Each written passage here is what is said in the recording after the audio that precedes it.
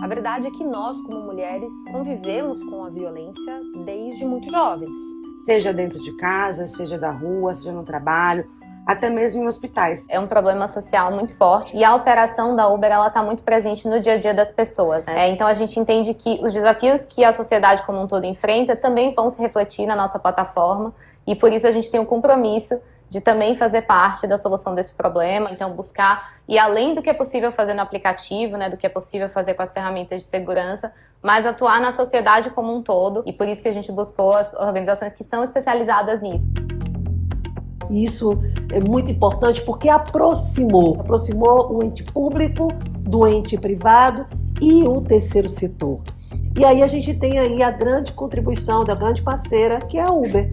Nós temos o programa Você Não Está Sozinha, onde nós temos a chatbot, que é a Ângela, né? A Ângela é uma assistente virtual que atende mulheres, não só representantes Avon, mas mulheres de todo o Brasil, né?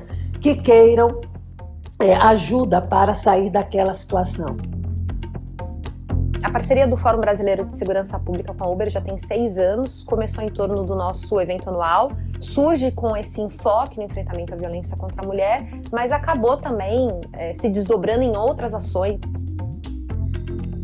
Em conjunto com a Uber, nós já fizemos pesquisas de opinião. Pesquisas de opinião, por exemplo, das mulheres nos transportes públicos e no seu ir e vir pelas cidades. Muitas mulheres responderam nessa pesquisa de opinião que têm medo de andar no bairro onde mora.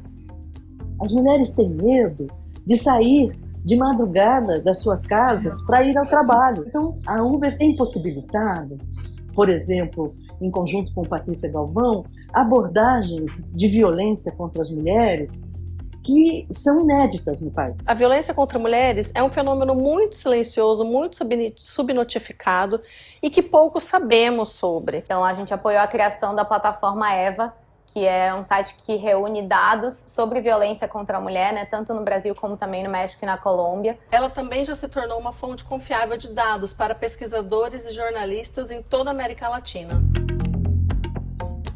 Especificamente com a Uber, o Me Too Brasil desenvolveu um canal de plantão psicológico e atendimento de vítimas sobreviventes que passaram por situações de conduta sexual inadequada dentro do aplicativo. Acho que é importante eu dizer que eu tenho muita honra e muito orgulho de ser parceira da Uber, porque o tamanho que essa companhia tem, né, no Brasil, a magnitude que ela tem no Brasil, quantas pessoas são impactadas diariamente pelos serviços oferecidos pela Uber, provocam que qualquer ação que a Uber faça atinja milhões de pessoas de uma vez só. Eu espero que nós, do Fórum Brasileiro de Segurança Pública, a Uber e tantos outros parceiros, estejamos de algum modo plantando sementinhas para que esse cenário seja diferente daqui 20, 30 ou 40 anos, como já é diferente hoje.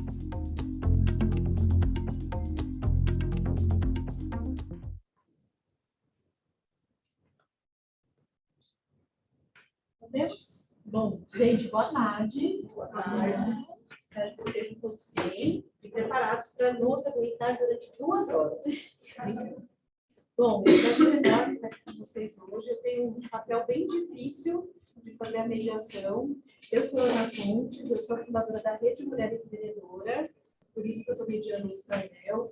A Rede Mulher Empreendedora existe há 12 anos. Nós trabalhamos com foco em geração de renda para as mulheres através do empreendedorismo e da empregabilidade. Esses 12 anos de existência, a gente já impactou mais de 9,5 milhões de mulheres com a rede e o nosso instituto, que é o Instituto AFPE. A gente trabalha oferecendo para essas mulheres educação através de cursos, workshops, palestras, eventos, mentoria, e aí até explicando, trocando ideia com a professora aqui, mentoria é uma mulher que tem um pouco mais de experiência e ensina uma outra mulher que está começando. Então, esse é o nosso programa de mentoria. E, de alguns anos para cá, a gente vem falando muito sobre a importância de colocar dinheiro na mesa para as mulheres, inclusive como uma ferramenta de tirar essas mulheres da situação de violência. A gente sabe muito, né, que a violência tem alguns componentes O componente dependência emocional é um deles, mas o componente de geração de renda é outro desses fatores que fazem com que as mulheres fiquem em situações de violência e em ciclos de violência. Quando eu fundei a rede, há 12 anos atrás, eu lembro que nós tínhamos 4 anos de existência e aconteceu um fato bem curioso. Uma mulher, uma empreendedora, mandou uma mensagem para a gente, falando assim, olha, eu estou bem feliz, porque o meu negócio, a minha quitandinha aqui está rendendo R$ 1.500 por mês, e elogiando o trabalho que a gente tinha feito, e no final ela colocou uma frase que meio que desmontou. Ela escreveu assim, e por conta disso, eu consegui separar do meu marido. E aí eu falei, poxa, eu criei uma rede para causar divórcio, não era essa a minha intenção. E aí eu liguei para essa mulher e foi a primeira vez que eu tive realmente contato, só há 8 anos atrás, com a questão da relação da violência com a dependência financeira. Quando eu conversei com ela, ela falou, olha, eu sou casada, meu marido é alcoólatra, é violento, nós temos 2 filhos pequenos, e enquanto eu dependia dele financeiramente, eu não conseguia sair dessa situação de violência. Como eu precisava botar comida dentro de casa, meus filhos para comer, chegou todas as questões. Então, para mim, era muito importante conseguir que o meu negócio rendesse R$ 1.500 por mês. Pensa nisso, R$ 1.500 por mês.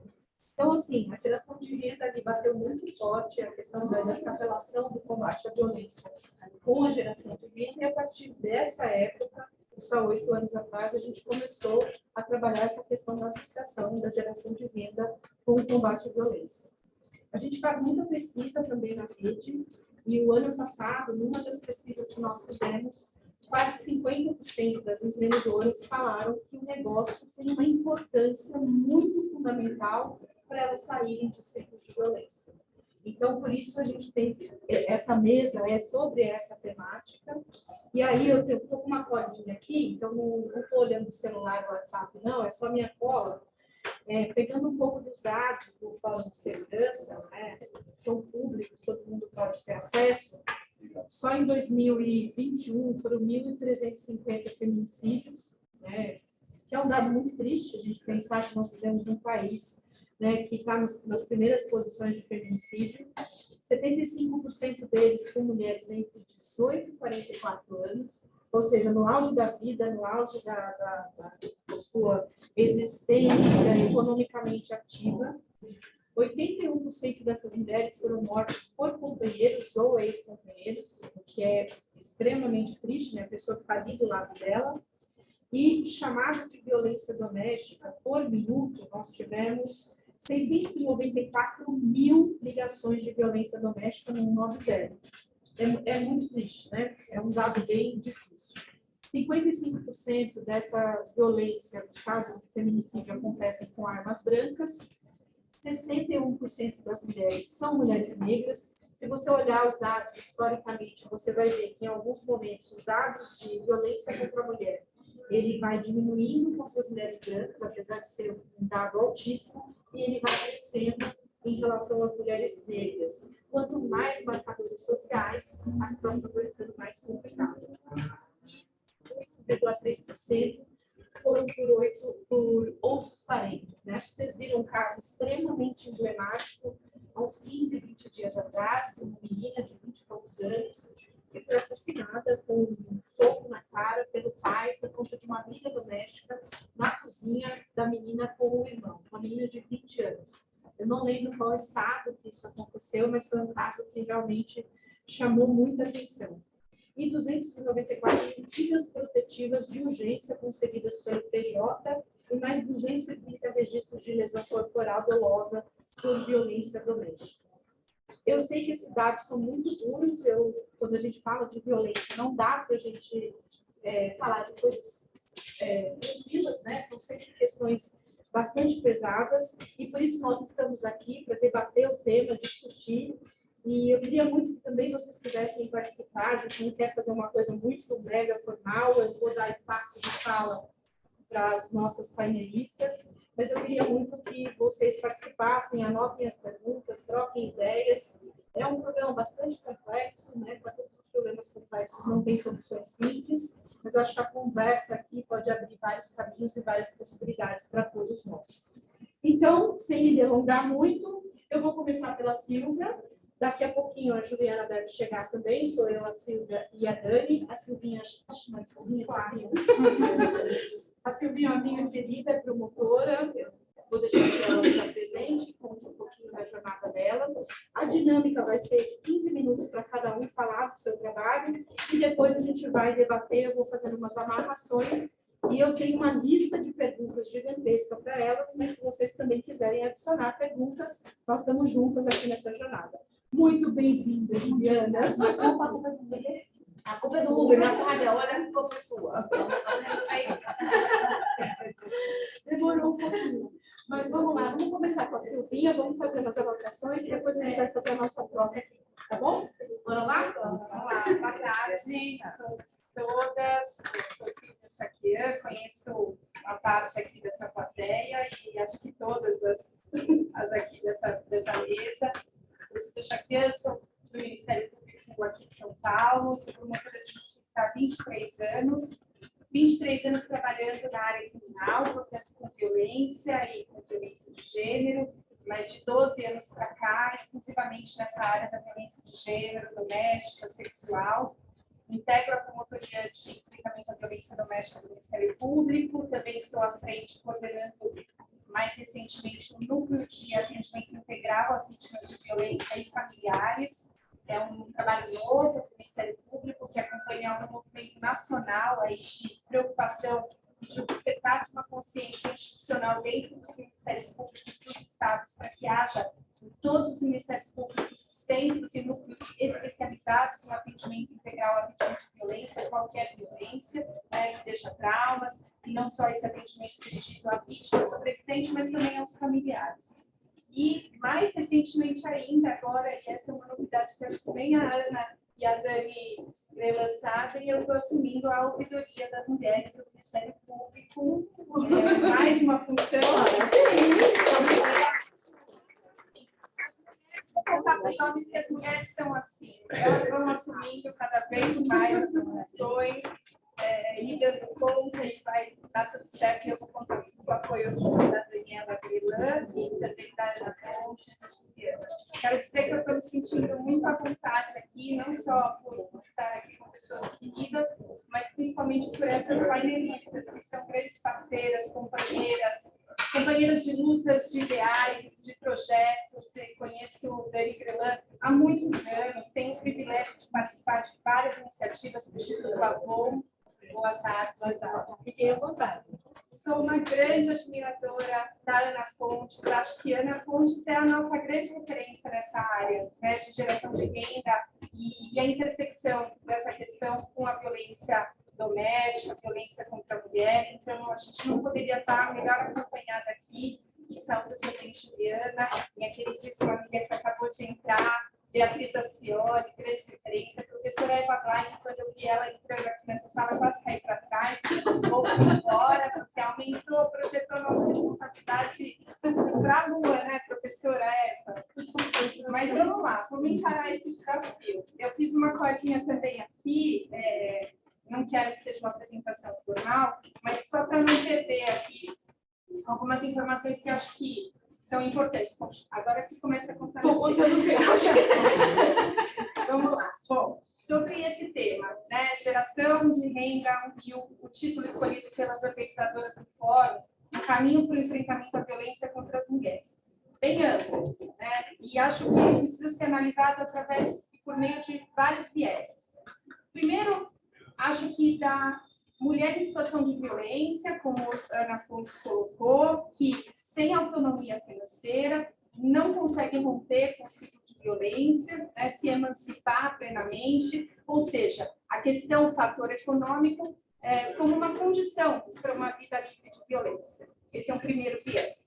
O segundo, das situações em que o autor de violência, nessas dinâmicas de relacionamentos que se convencionou chamar de abusivos, tóxicos, né, proíbe ou limita a possibilidade da parceira, da companheira, de se qualificar profissionalmente, de ascender profissionalmente, ou até de ganhar status acadêmico, isso repercute também na sua remuneração. Portanto, a questão da autonomia financeira como estratégia de controle, né, utilizada pelo autor da violência.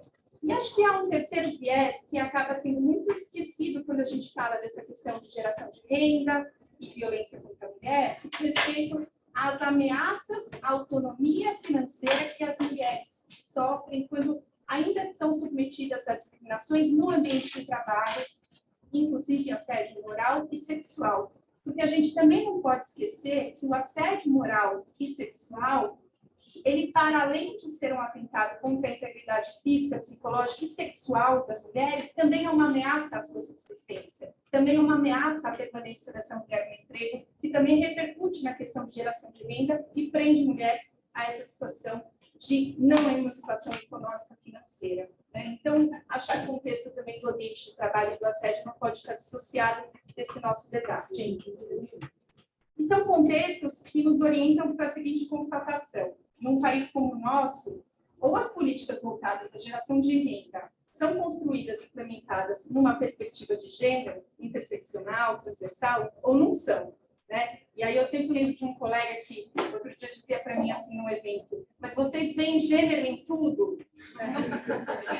Assim, abismado, ó, vocês veem gênero em tudo. E eu disse sim, até porque mesmo quando a gente pensa na piora das condições do planeta, a gente vai evidenciar um contexto de gênero, porque o impacto será sempre mais negativo para os grupos vulnerabilizados, entre os quais estão mulheres e mulheres com seus filhos, né? Então, basta a gente olhar para esse contexto de pandemia ou pós-pandemia, se é que a gente pode chamar assim, né? Nunca foi tão importante falar sobre necessidade de garantias de direitos fundamentais, entre os quais está a questão de trabalho, de segurança alimentar, de renda, né? Numa perspectiva de gênero. Se a gente pensar nesse contexto de instabilidade política, de crise econômica, de agravamento da fome, da pobreza, do desemprego, principalmente para meninas e mulheres. Então, não tem como dissociar gênero desse contexto, não há como não observar que com a ordem de distanciamento social imposta pela pandemia, a gente tem um país dividido entre quem pôde e quem não pôde se proteger, estar em segurança, garantir o seu emprego, de como as mulheres, para além de terem sido expostas à contaminação, porque estavam majoritariamente nas forças de trabalho da saúde, né, de enfermagem, das atividades de cuidado, também foram mais afetadas pelo desemprego e pela pobreza, porque são as mulheres que estão majoritariamente nessas ocupações mais precarizadas, informais. A gente precisa pensar na situação das empregadas domésticas do nosso país, né, de invisibilidade e negação de direitos básicos ainda hoje. Né? Na América Latina, 78% das mulheres estão na informalidade. E mesmo quando a gente olha para o nosso país, mesmo dentre as mulheres que estão ocupando posições, empregos formais, só 25% estão, por exemplo, inseridas no sistema de seguridade social. É muito pouco, né, quando a gente fala de precarização do trabalho e da remuneração. Sem falar da sobrecarga de tarefas domésticas, de cuidado, eu sempre lembro de um artigo que a Renata Corrêa escreveu na pandemia, onde ela dizia que os termos dupla e tripla jornadas precisam ser abandonados para dar lugar ao termo jornada contínua da mulher. Porque é isso que aconteceu na pandemia. Os limites da vida privada, doméstica, da maternidade, do trabalho, ficou tudo tão misturado que a mulher só não estava trabalhando quando ela estava dormindo. Né? E aí a gente tem uma massa, e olha lá, muito mal. No meu caso, também é muito mal. A gente tem uma massa de mulheres permanentemente ocupadas, mas não necessariamente produtivas e felizes, e podendo pensar suas carreiras, seus relacionamentos, né, seus projetos de vida, e, claro, mais afetadas pelo incremento da violência doméstica e familiar, porque, como eu sempre digo, infelizmente no nosso país, casa não é sinônimo de lar para milhares de meninas e mulheres. Muito pelo contrário, casa é espaço de medo, de insegurança, de desequilíbrio de forças, de assimetria de poderes. Né?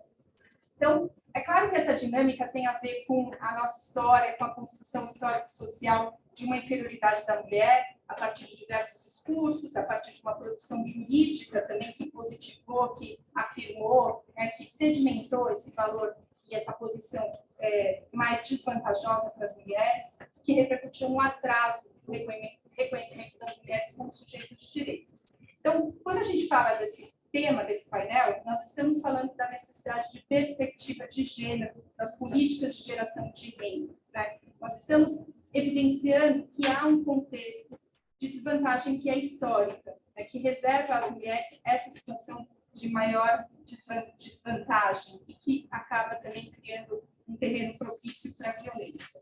Nós estamos falando, por exemplo, que nós temos uma legislação hoje muito abrangente, né, que é destinada a todas as mulheres, independentemente de raça, de crença, de religião, de classe social, que foi capaz de mudar o paradigma no trato da violência contra a mulher. Estou falando da Lei Maria da Penha, que deixa de ser tratada como uma questão do foro íntimo individual para ser tratada finalmente como uma questão do Estado.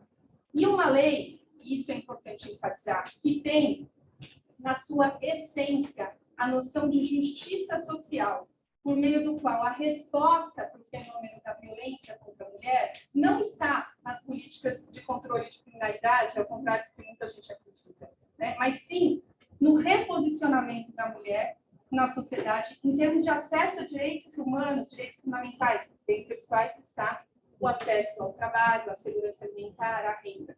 Então, essa é a verdadeira essência da Lei Maria da Penha, que acaba sendo muitas vezes desvirtuada. Uma doutrinadora que eu gosto muito fala sobre isso, a Fabiana Severi, que ela diz: essa é a essência da Lei Maria da Penha. Claro que nós precisamos das políticas de controle de criminalidade. Claro que foi importante nos últimos anos a criação de tipos penais como stalking, né, perseguição, como o crime de violência psicológica contra a mulher. São instrumentos, e aí falando como promotora de justiça criminal, claro que esses instrumentos adequados são necessários para lidar com a violência, os instrumentos legislativos mais adequados. Mas, em absoluto, a gente pode acreditar que está aí a resposta para o reposicionamento das mulheres na sociedade, né? Então, isso não sou eu que estou dizendo. Se a gente olha para a Lei Maria da Penha, a própria disposição dos seus artigos nos dá a evidência de que a lei prioriza, né, quais são as agendas de transformações estruturais e de padrões culturais que precisam ser feitas por parte do Estado, sociedade, instituições todas, para que então haja a garantia de acesso às mulheres aos direitos fundamentais como estratégia para afastá-las da violência, né? Então, são simplistas, são ineficazes, são inadequadas essas estratégias que buscam reduzir o alcance da Lei Maria da Penha à questão da esfera penal, do controle da criminalidade, né? Reduzir o alcance de uma lei que foi pensada de forma tão abrangente e com essa essência tão maravilhosa de justiça social, né? Que busca, então, o reposicionamento da mulher na sociedade brasileira. Então, é condição, penso eu, para que a gente consiga esse reposicionamento, garantir às mulheres o acesso a todos os direitos fundamentais previstos constitucionalmente, entre os quais está a questão da renda. Isso envolve, e aí já para não me estender, finalizando, eu prometo, Ana, isso envolve carta de crédito para as mulheres nas políticas de habitação, por exemplo. Isso envolve cursos profissionalizantes, mas não somente cursos profissionalizantes com bolsa auxílio, porque a gente sabe que para a mulher que está em situação de vulnerabilidade, o discurso de que você precisa se capacitar, se profissionalizar, se não há condições, um incentivo maior, não só da bolsa, mas do transporte para essa mulher conseguir acessar esses cursos, isso não funciona, né? O sistema de educação precisa funcionar. Quando eu falo sistema de educação, é política de creche ou vagas em escola no contraturno, que essa mulher precisa deixar seus filhos para que então ela possa trabalhar, né? Isso envolve pensar a situação das mulheres em abrigos sigilosos. Eu trabalho aqui na capital com 9 casas de abrigos sigilosos. E há uma inegável disposição, às vezes por parte da própria equipe do abrigo, com a melhor das intenções, mas a gente tem uma noção, às vezes equivocada, de que a gente quer que aquela mulher que está em situação de violência já comece a trabalhar. Então, a mulher está em abrigo sigiloso, numa situação, e aí, para quem não está familiarizado com a política de abrigamento, só fica hoje, na cidade de São Paulo, no estado, numa casa de abrigo sigiloso, quem realmente corre risco de vida, quem precisa muito, porque as políticas são tão restritivas, é tão difícil, se a gente não consegue ficar um minuto longe do celular, imagina para uma mulher ficar numa casa de abrigamento sigiloso sem poder acessar a internet, sem poder, enfim, é muito difícil. Então, quem está com seus filhos é porque precisa. E aí a gente vê muitas vezes como a pressão da questão econômica acaba acelerando esse processo de desabrigamento prematuro dessa mulher. E a gente está jogando essas mulheres desabrigadas para o mercado de trabalho sem trabalhar questões prévias relacionadas à violência, ciclo da violência, traumas. Isso repercute na permanência dela no trabalho, né? Isso repercute nos próprios processos seletivos dela não conseguir competir em situação de igualdade para garantir aquele trabalho, aquela vaga de emprego, que gera mais frustração. Então, pensar a situação específica, né, tão peculiar da mulher abrigada, como a gente precisa, então, parar, dar um passo atrás antes de garantir trabalho, emprego para essa mulher, dar um passo atrás para garantir, primeiro, uma condição adequada para que ela, então, avance e possa ingressar no mercado de trabalho. Isso envolve, portanto, acho que Dani vai falar um pouco sobre os benefícios assistenciais, a questão do auxílio aluguel, isso envolve a necessidade. Aliás, toda vez que eu vejo um discurso contra os benefícios assistenciais para mulheres em situação de violência, me dá, assim, uma vontade de dizer, mas será que você conhece quais são as dinâmicas complexas que envolvem uma mulher em situação de violência, né? Isso envolve a questão da conscientização das mulheres sobre as dinâmicas de relacionamentos abusivos, violentos, as limitações que são impostas nesses relacionamentos, muito romantizadas, né? Porque, veja, a limitação de trabalho para a mulher, ou de estudo, ela não é, às vezes, tão escancarada como a gente imagina. Ela, às vezes, é sutil, mascarada no carinho, no excesso de zelo, no amor, no cuidado, ou no ciúmes, entre aspas, né? Mas as mulheres precisam se conscientizar de como essas estratégias vão repercutir mais adiante na sua própria emancipação econômica, né? Essa dinâmica nem sempre é escancarada. E a gente tem a questão do assédio sexual, de toda a normalização com que a gente ainda lida na sociedade, com as discriminações em geral sobre as mulheres no ambiente de trabalho, né? Basta ver quando esses casos vêm à tona, parece que a gente precisa que dezenas, às vezes centenas de mulheres falem para que, então, se acredite que ali naquele lugar haja um problema, um caso de assédio, e a gente vem acompanhando isso muito na mídia. Mas eu não vou me alongar mais, porque sei que a Ana quer que a gente debata bastante, e fico aqui à disposição e agradeço a atenção de todos vocês.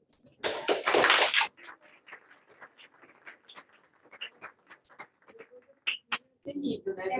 Brilhou como sempre. Eu só queria fazer uma emenda que a Silvia está colocando, que eu acho muito fundamental, sobre esse apressar as mulheres para buscar a renda. Porque, na verdade, assim, a gente tem que trabalhar muito a questão da saúde mental. A gente está falando de saúde mental em geral, no nosso país, em todos os países, mas quando a gente fala de uma mulher em situação de violência, seja qual for o tipo de violência, a saúde mental dela está extremamente afetada. Se a gente fica em cima dessa mulher falando você tem que buscar dinheiro, você tem que fazer renda, sem que haja uma política de Estado, uma política pública para ajudar essa mulher nesse processo, a situação realmente fica bastante complicada.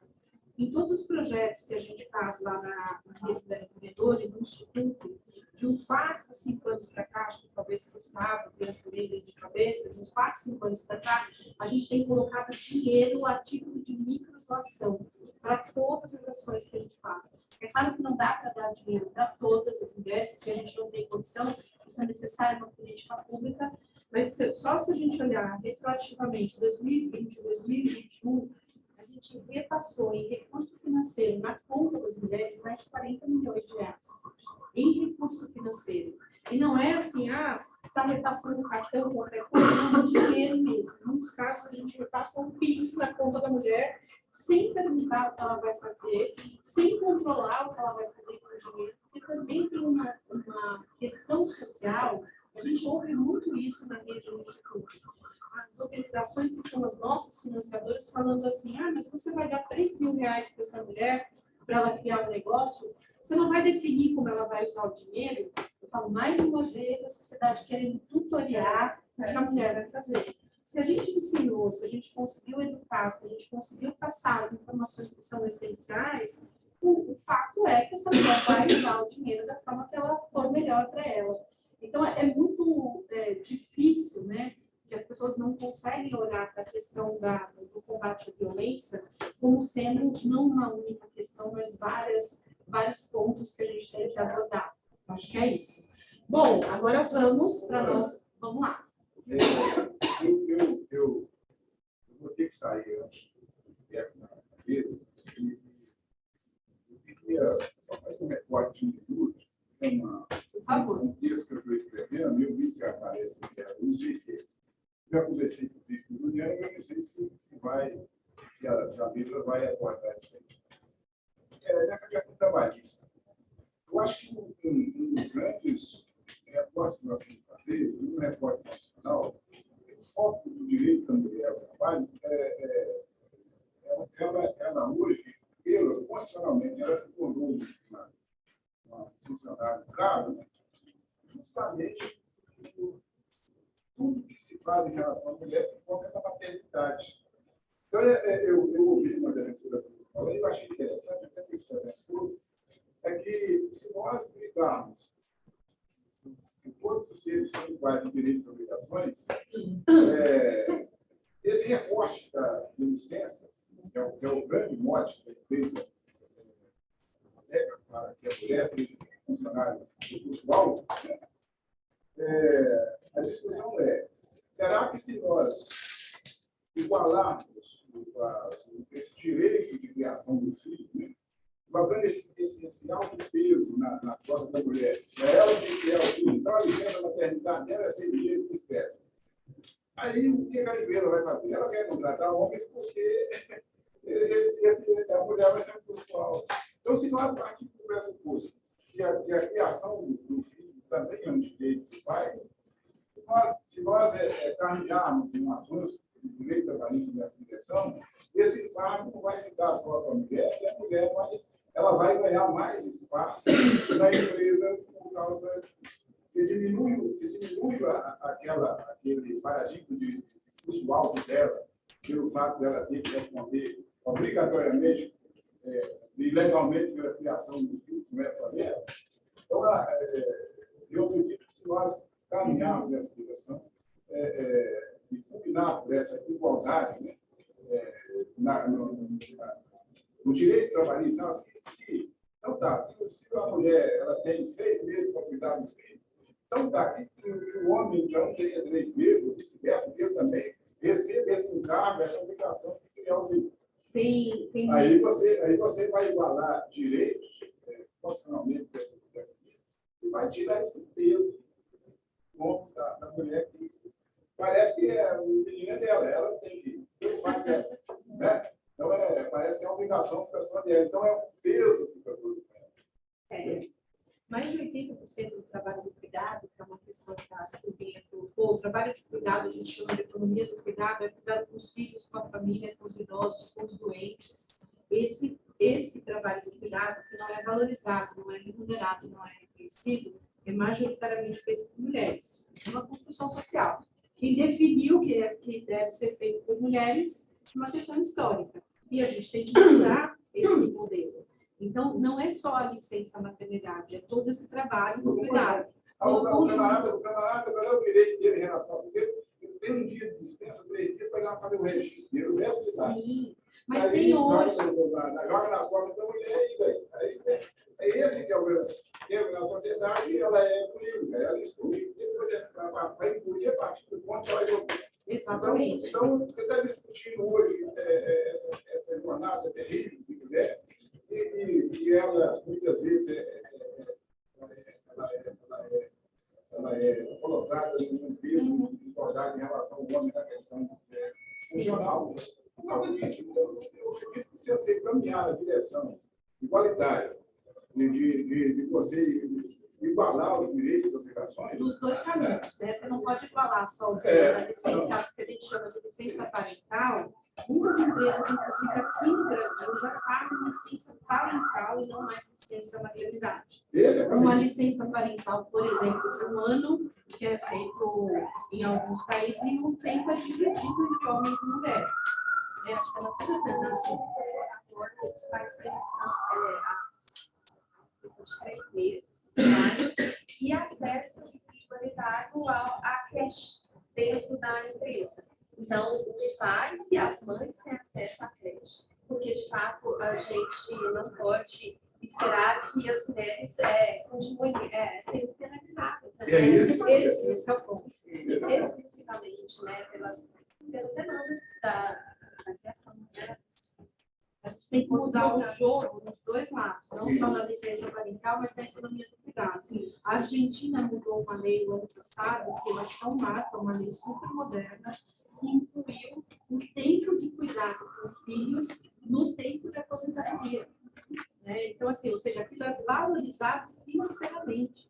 Porque enquanto você tem o trabalho doméstico, né, ou a economia do cuidado, que é melhor falando, sendo feita majoritariamente por mulheres, não sendo reconhecida, não sendo financeiramente valorizada e também não sendo dividida, porque ela tem que ser dividida, né? Afinal de contas, homens e mulheres devem ter os mesmos direitos e as mesmas oportunidades.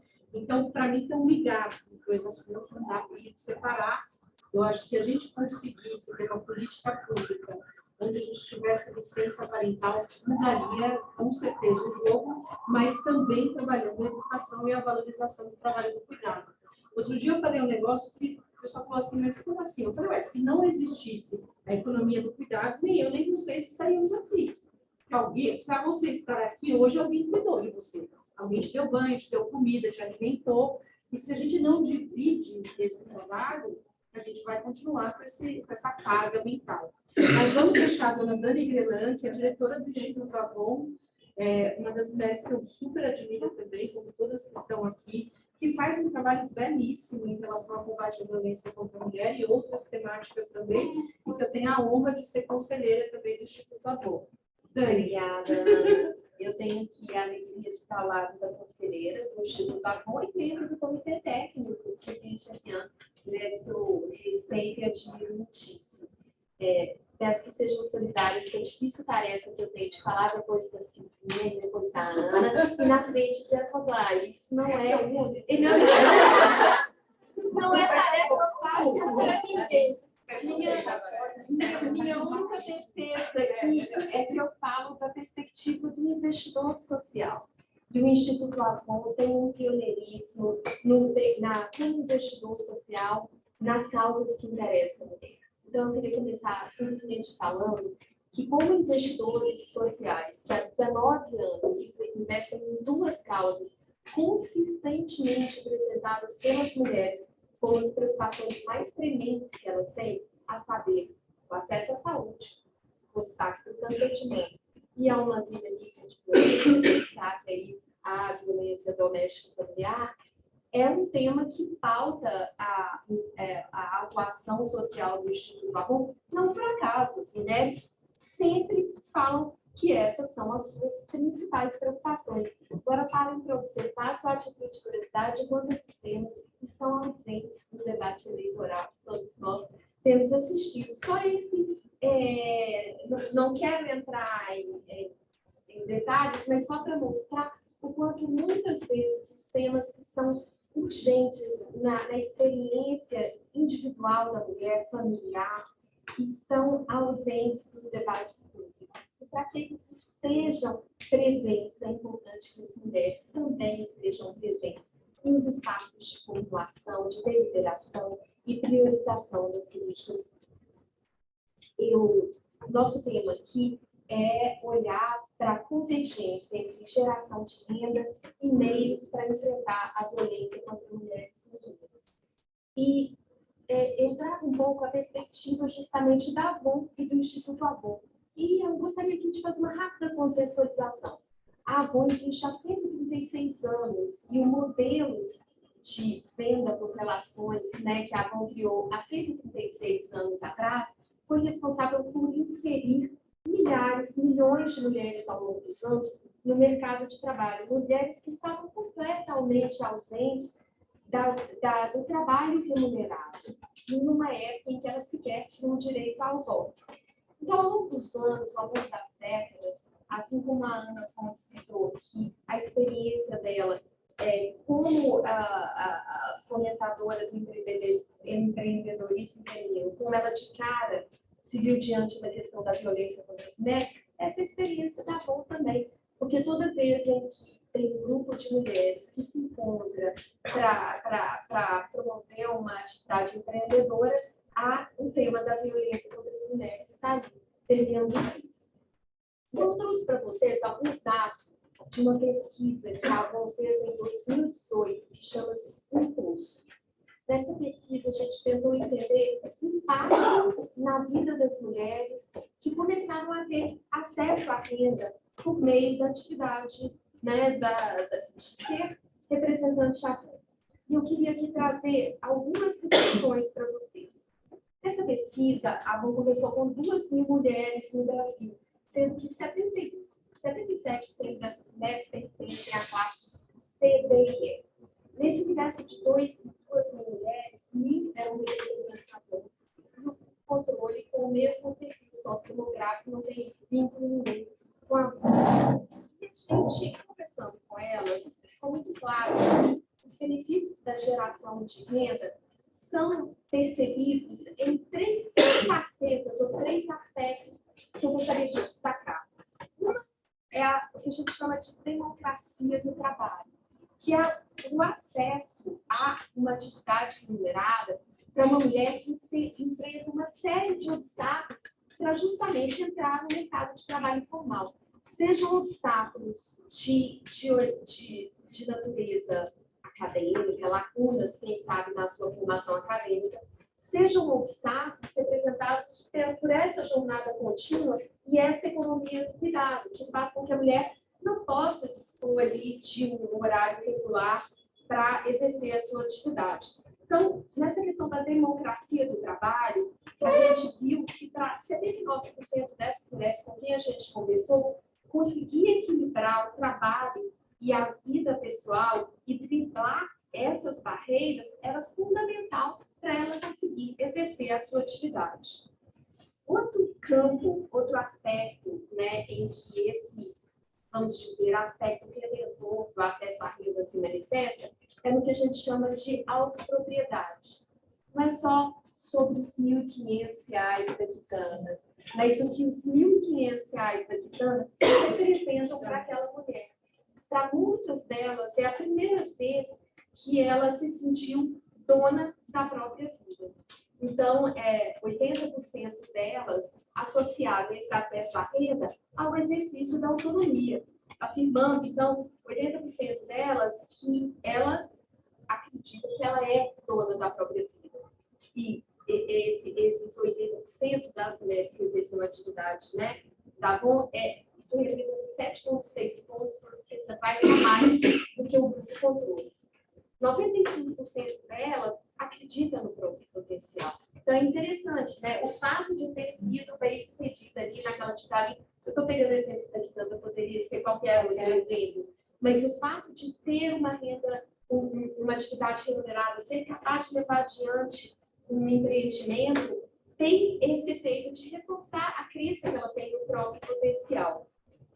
E aí, de forma muito específica, porque a gente fez essa pergunta para elas de uma forma muito específica, 90% delas associa diretamente que ter uma renda própria tem o efeito de ajudá-las a sair de um relacionamento violento. E aqui eu trouxe até aspas de uma outra pesquisa, que a qualitativa, né, Bia, que a gente teve acesso ontem, que mostra muito o quanto essa participação no ambiente de trabalho, numa atividade empreendedora, abre caminhos para que ela busque o autocuidado. Então, eu abro aspas com as palavras de uma dessas mulheres. A Avon me ajudou no momento em que eu mais precisei. Primeiro pelo dinheiro, mas depois que eu fui entendendo melhor as coisas. Hoje eu passo no psiquiatra, coisa que eu não aceitava. Eu lembrei das lives, da importância da saúde e ajuda, não só física como mental. Isso foi me motivando. estou tomando medicamento, melhorando. Isso já é uma pesquisa do propósito também. E aqui, acho que um bom ponto para a gente discutir, Ana e Silvinha, é que eu vejo que o pilar do acolhimento, o pilar de educação financeira, educação empreendedora e atividade remunerada, eles, na minha visão, têm que andar juntos. Às vezes é difícil falar primeiro um, depois o outro, porque, às vezes, a participação no mercado de trabalho é importante para que ela, inclusive, se permita ter acesso a um psicólogo ou a um psiquiatra, ou que busque cuidar da própria saúde. E, finalmente, o terceiro aspecto que eu destaco é o que a gente chama de capital social. A gente viu que 50% das mulheres que participaram desse estudo afirma que a rede de clientes ou de pessoas que ela passou a conhecer no exercício da sua atividade empreendedora gerou oportunidades de emprego para parentes e filhos. E 60% delas afirma que a atividade aumentou a sua rede de contato. Ora, a gente sabe o efeito restritivo, perverso e aprisionador que o isolamento social tem na vida da mulher que passa pelo relacionamento abusivo.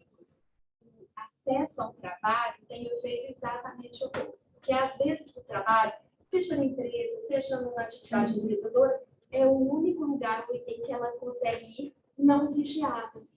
E eu tenho um exemplo muito claro na mente de um caso que nos chegou pelo programa Acolhe, que é um programa que o Instituto Avon tem em parceria com a Acol.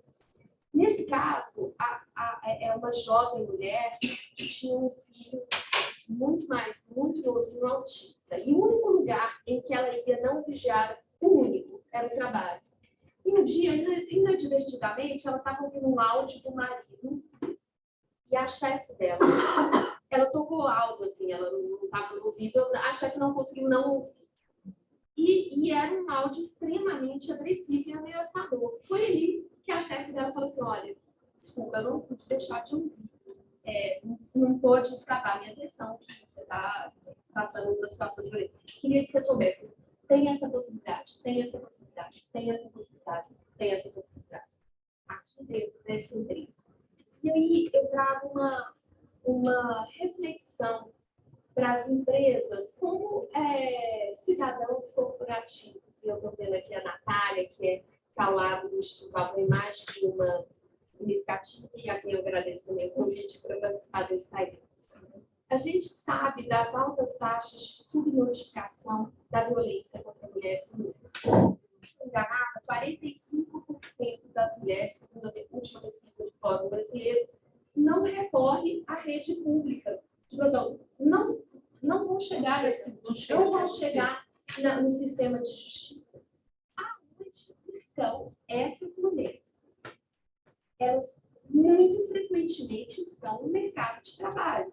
Porque uma em cada 5 faltas no trabalho, segundo a Organização Mundial da Saúde, é causada por uma incapacidade da mulher causada por uma situação de violência doméstica familiar.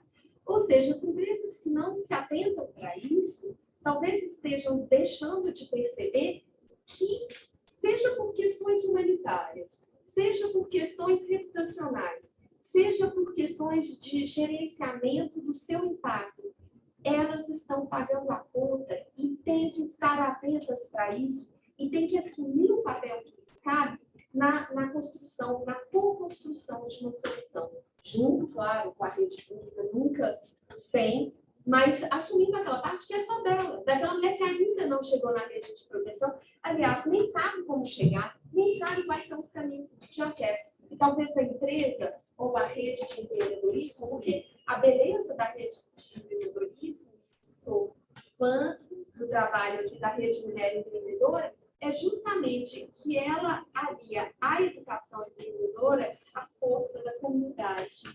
E a transformação que a comunidade é capaz de imprimir com o seu olhar solidário, com o seu olhar acolhedor, é fundamental. Então, acho que eu gostaria de comentar aqui, finalmente, que o acesso à renda tem um efeito oposto do isolamento social, o efeito oposto do desamparo E aqui eu me refiro tanto ao desamparo, muito conhecido nas pesquisas de emprego e desemprego no Brasil. Sempre que a gente ouve falar em pesquisas de desemprego, tem a figura do desamparado, que é aquela pessoa que não acha que vale a pena mais não procurar emprego. Ela já tentou várias vezes e também não conseguiu. Então, o acesso à renda, seja pela via do emprego, ela tem o efeito pode ter o efeito de resgatar o cidadão dessa situação de desamparo, que aprisiona na exclusão econômica, mas também aprisiona nos relacionamentos abusivos. Porque a gente sabe que na violência psicológica, que é esse tipo de violência que mina as defesas e a capacidade de resposta da mulher, existe o fenômeno que a gente chama de desamparo aprendido, que é aquela situação da mulher que, de tamanha exposição repetitiva a um estímulo agressivo e violento, ela não sabe mais que vale a pena ela pedir ajuda. E por isso, de novo, eu reforço que o acolhimento ao lado da educação empreendedora, da oportunidade de acesso à renda, eles têm que andar juntos. Porque mesmo quando a mulher tem acesso à renda, e ela talvez não tiver um amparo psicológico, ela não, às vezes não consegue perceber que aquilo abre uma nova ponte de saída para um novo horizonte de possibilidades, para um novo horizonte de felicidade e de busca de realização dos seus sonhos. Eu acho que são esses os comentários que eu gostaria de fazer e fico aí na expectativa das perguntas para a gente discutir, né? Eu tenho várias aqui. Algumas colocações bem rápidas em relação ao ponto da Dani, que eu acho bem importante o dado que você colocou, que é a construção de rede entre as mulheres.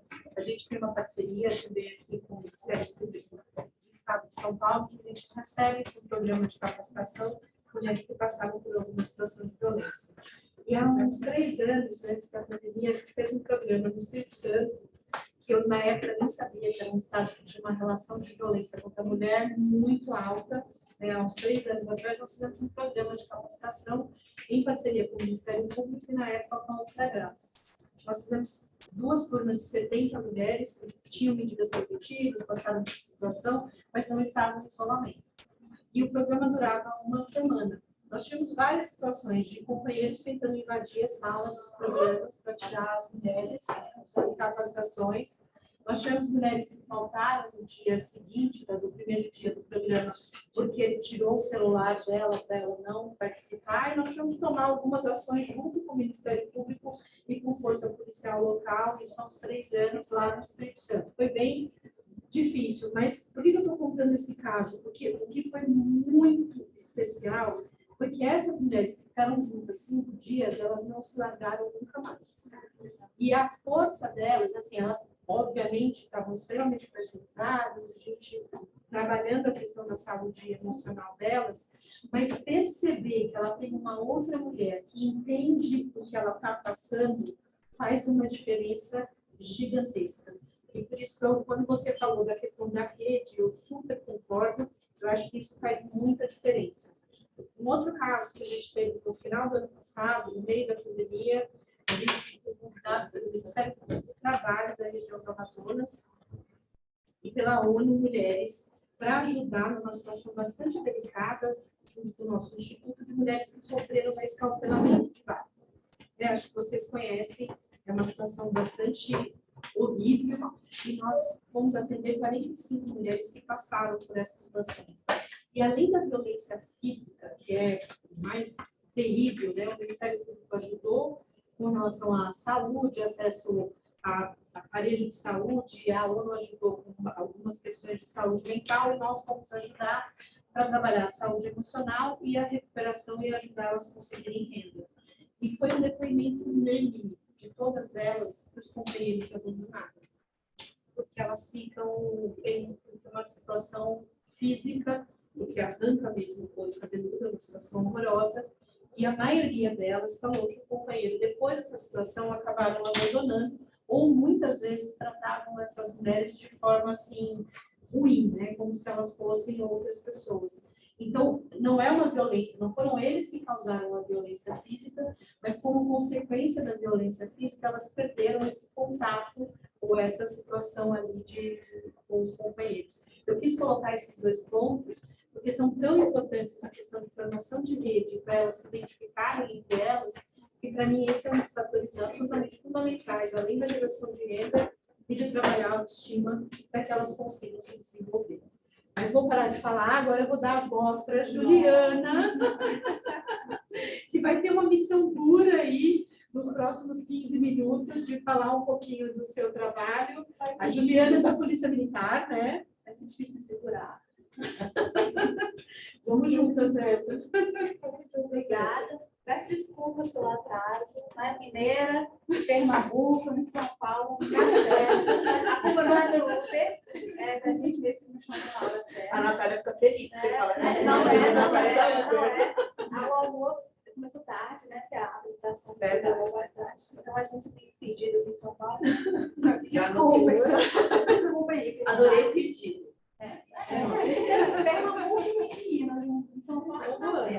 Uma luz da capital. São ótimos. Vai ficar depois, né? Depois que eu apresentar. E eu fiz a apresentação porque é legal vocês verem o que a gente traz, né?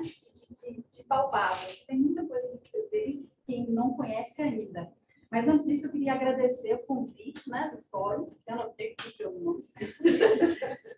O convite do fórum, que na verdade a gente já se conhece há um bom tempo, né? Desde que a gente foi apresentado pelo Coronel Murilo, Tenente-Coronel Murilo, a quem eu faço deferência aqui e cumprimento em nome dos demais militares, inclusive o seu capitão, que eu não conhecia, mas é representante da Polícia Militar Mineira, assim como eu. A gente vem trazer uma mensagem diferente, uma nova perspectiva, um novo formato de enxergar a segurança pública. A gente acredita que há condição, tem condições da gente trabalhar a segurança pública de uma forma diferente, de uma forma mais sensível nessa área de enfrentamento à violência contra as mulheres. Especialmente em estados que ainda não temos a paridade, né, para ingresso de policiais feminino e masculino, né, que é o nosso caso de Minas Gerais. Não é o caso de Pernambuco, por exemplo, né, soube que não tem mais cota, mas o nosso ainda tem, e a gente sabe que a figura feminina, assim como a Ana falou, é importantíssima para que os casos de violência venham à tona, né, que a gente consiga, né, saber onde que está essa violência, né, os números que a gente vê aqui não representa a nossa realidade, infelizmente, porque tem muita subnotificação. Eu trabalho na ponta da linha, sou cabo da Polícia Militar, tenho 12 anos de polícia, ingressei como soldado em 2010, lá no interior de Minas Gerais, não é Belo Horizonte. Eu venho trazer também uma visão diferente, né, que representa a maioria dos municípios brasileiros. Né? A maioria dos municípios brasileiros não é de cidade de capital, não é de lugar que tem estrutura, é de lugares que não tem estrutura, que a única organização que está presente é a polícia, e não a polícia civil, a polícia militar. É a polícia militar que está lá, né? A civil ainda tem muita dificuldade de atuar porque não tem efetivo, pouco efetivo, né? Eu falo da minha realidade lá de Minas Gerais. Eu agradeço, eu cumprimento a mesa, né, com uma mesa de peso, né, fico muito honrada por estar aqui, né, por ter essa oportunidade de falar um pouco sobre o trabalho que a gente desenvolve, da Andréia, que eu já conhecia há um tempo atrás, quando a gente recebeu o prêmio aqui, que eu vou falar daqui a pouco, a Silvia, que eu não conhecia ainda, e a Ana, que eu também não conhecia. Eu até pesquisei lá no seu instituto, o instituto que você representa, mas não conhecia. Coisa boa. Mas eu achei muito legal e casa perfeitamente com o que a gente propõe fazer, o que a gente está buscando fazer aqui no nosso projeto, que é embrionário ainda. É um embrião, né? Mas eu vou explicar do que se trata. Como eu disse, eu sou cabo de polícia, mas eu estudo essa área, né? Estudo esse trabalho, essa questão da violência há alguns anos já, né? Estou finalizando um doutorado nessa área, feminicídio e violência contra as mulheres, na Federal Fluminense, e tenho, a minha orientadora é uma Invest, talvez você conheça, né? Trabalha com a questão do trabalho não remunerado, que você acabou de falar, dos cuidados, né? Dos questões de cuidados, dessa importância da gente dar valor a dar voz também às mulheres que trabalham em casa e que tem aquele trabalho, é um trabalho que as pessoas acham que é uma obrigação ou fazem por amor, né? Romantiza. Mas, na verdade, é um trabalho não remunerado e não está contabilizado no PIB, né? E para a gente estar aqui, alguém passou nossa roupa, alguém lavou o banheiro, alguém limpou a casa, alguém arrumou nossa cama, né? Por mais que a gente faça as coisas, a gente precisa de alguém. Seja alguém para fazer comida para a gente, nem que a gente pague no restaurante por isso, né? Então, alguém está fazendo alguma coisa. Alguém está fazendo sempre alguma coisa por a gente. Então, assim, o que eu venho apresentar hoje, eu vou tentar adiantar bem, esse é o grupo que a gente trabalha lá, é um grupo de mulheres do Cedro. Essa iniciativa que eu vou apresentar é uma iniciativa que ela foi criada em 2016, mas ela trabalha com grupos de mulheres a partir de 2018, né? O trabalho base nosso, né, ele é voltado para a prevenção da violência contra as mulheres e meninas, né? Especialmente naqueles locais onde não há estrutura física e capacitação, qualificação de profissionais para acolhimento das mulheres. Infelizmente, não são só os homens que às vezes não compreendem aquelas questões das mulheres. Outras mulheres também reproduzem as mesmas práticas, né? A gente sofre discriminação, machismo estrutural. Outras mulheres ensinam outras mulheres e os meninos a tratarem a gente, mulheres, de forma diferente. E o que a segurança pública tem a ver com isso? Né? Muita gente acha a polícia é para subir morro, polícia é para prender bandido, polícia é para coibir crimes que são mais importantes do que um crime contra a mulher que deve ser resolvido dentro de casa. Então, isso é muito recorrente, essa ideia é muito recorrente, não só em locais grande porte como aqui, eu sei que isso acontece, mas principalmente lá no interior, onde as pessoas têm pouco acesso à informação, pouco acesso à instrução, né? Não temos institutos como o instituto que a Ana representa, que faz esse trabalho qualificado, um trabalho que é coordenado, né?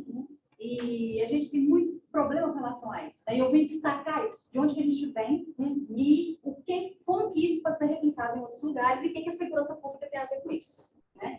Eu sou assistente social de formação, né? Por conta disso que essa visão, né, mais voltada para uma coisa mais holística, mais ampla, e eu consegui associar essa visão com a visão, com perspectivas, com possibilidades dentro da Polícia Militar, no meu campo de trabalho, já que eu trabalho na ponta, numa patrulha de prevenção à violência doméstica. Comecei a trabalhar nessa patrulha em 2016, né? Quando a gente criou o projeto, né, Mulher Livre de Violência, que tem o objetivo de prevenir a violência contra meninas e mulheres, fomentar a articulação da rede, que a Ana falou, né, da rede de enfrentamento e da rede de atendimento, que diz respeito às instituições públicas, fomentar a articulação dessa rede. Por que a gente percebia lá onde a gente estava? Que existia uma rede, ela não estava bem articulada, os órgãos faziam seu trabalho, às vezes muito bem feito, mas isolado. Se o trabalho é isolado, ele não é eficaz, porque esse trabalho de enfrentamento à violência precisa ser articulado, é intersetorial, é um tema transversal, é um tema que liga lá a saúde, a educação, a cultura, é um tema que a gente tem que conhecer dos diversos aspectos da sociedade, para a gente conseguir dar conta dele. Não basta a gente ser polícia e querer trabalhar com a prisão do autor e levar ele para a cadeia, que não vai funcionar. João, que fez aquilo com Maria, ele vai fazer com Rita quando ele sair da cadeia. E se Maria não for empoderada, se Maria não entender o que está acontecendo com ela vai deixar José fazer a mesma coisa com ela depois. Então, é um ciclo ali, é uma estrutura. E se a gente não quebrar, não criar estratégias para quebrar isso, não vai funcionar. Então, eu trabalho na ponta da linha, eu trouxe ali o papel do Estado, o que a segurança tem a ver com isso, né? Não vou explicar detalhadamente, mas a gente trabalha com a política pública, e a política pública é uma política social, né? Segurança pública é uma política setorial, e é a obrigação do Estado dar conta disso também, dar conta da violência, da enfrentamento da violência e atuar nas políticas. A gente... Tá. As mulheres, esse é o primeiro grupo, né? Eu vou adiantar aqui, porque tem muito slide para vocês verem algumas coisas na frente. A equipe do nosso trabalho que a gente atua, né, no projeto, a gente conseguiu articular a polícia com a universidades lá da região, com instituições privadas também, com coletivos de mulheres e com a Associação de Belo Horizonte, que nos deu voz no primeiro momento, com a associação que é a AFAS. Eu vou passar aqui, a Thaís vai passar o vídeo daqui a pouco para mim, sobre essa associação que nos deu o maior apoio. Tá bom, é um desafio para mim, eu falei que era um desafio.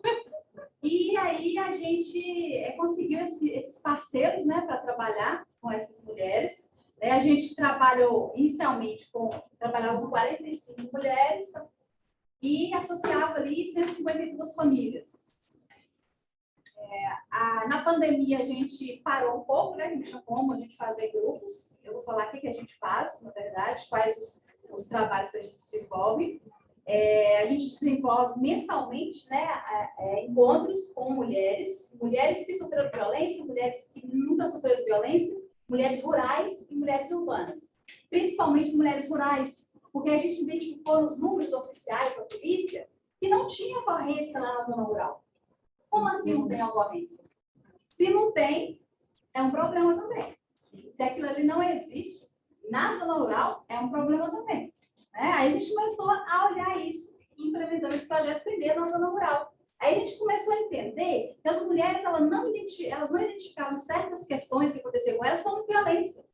Elas passaram a entender que era violência a partir do momento que elas conheceram o que é a violência. E vários outros aspectos sobre direito.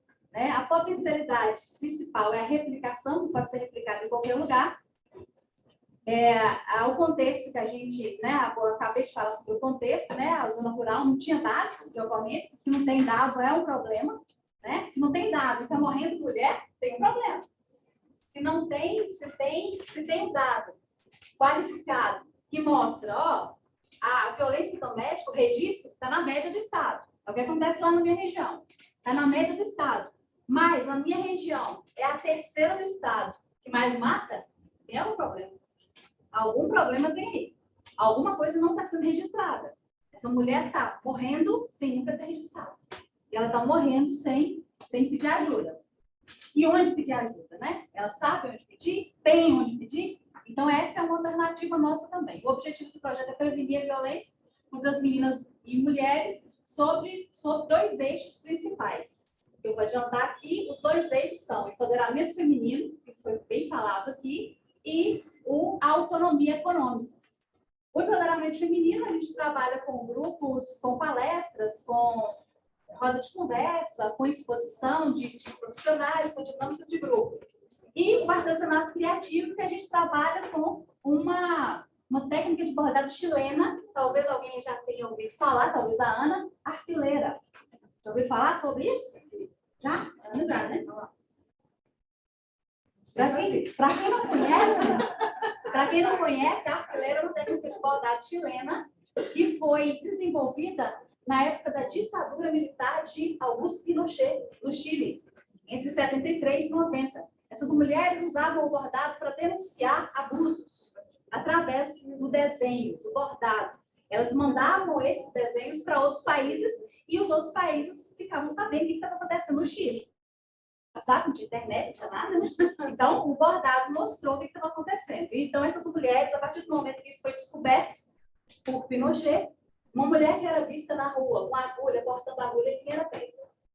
Então, esse bordado foi usado como instrumento de resistência. É hoje entendido como instrumento de resistência das mulheres chilenas, que denunciavam as violências sofridas, e a gente utiliza esse exemplo para qualificar os nossos trabalhos. É uma base, não é igual, mas é uma base. A gente orienta as mulheres a trabalharem o que elas entendem sobre a vida delas, a valorização, a identidade local, a violência, no bordado. Elas bordam e escrevem também nos tecidos. Você pode passar um vídeo assim para mim? Antes de eu prosseguir aqui, porque tem quantos? 2 minutos? Acho que 1 minuto. Deixa eu passar o vídeo, depois eu finalizo, mostro as fotos, depois você me perde. É o brasão aí, não é? É o brasão da Polícia Militar. Bordado. 40 anos da Polícia Militar no ano passado, 40 anos de ingresso da mulher. Olá, eu sou a Tenente. É isso. Esse vídeo foi produzido pela AFAS, que é a Associação Feminina de Ciência Social e Cultura, em parceria com a Polícia Militar. Esse vídeo foi postado na intranet da Polícia Militar, os 40 mil policiais, né, da ativa, onde solicitava fardamento doado, a doação de fardamento. Vocês vão ver a utilização do fardamento da polícia para o artesanato, e desse artesanato com farda a gente gera renda para essas mulheres. A ideia é essa, tá? Olá, eu sou a Tenente Fabiana, da Associação Feminina de Assistência Social e Cultura. O projeto Mulher Livre de Violência foi um dos contemplados pelo edital Militar que eu quero ser, promovido anualmente pela AFAS. Através do projeto, a vida de várias mulheres que sofrem de violência doméstica é transformada, e é pensando nisso que a AFAS, em parceria com a Polícia Militar, promovem a campanha Farda Solidária, como uma iniciativa do Agosto Lilás.